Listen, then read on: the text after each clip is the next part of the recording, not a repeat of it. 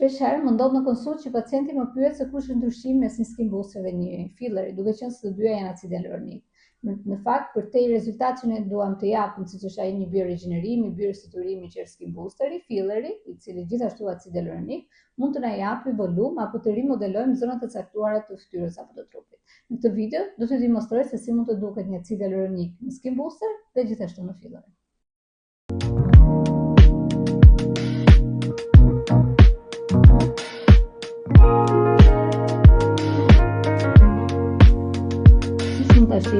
Kemi një ml acid hialuronik në formën e skin booster dhe një ml acid hialuronik në formën e fillerit. Sigurisht në formën e skin boosterit acid hialuronik është më i lëndshëm, siç mund ta shihni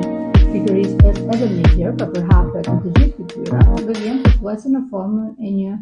uji, pra lëng, kurse në acid hialuronik fillerit është në formë gjeli, pasi duhet të ri pikërisht aty ku ne vendosim për të krijuar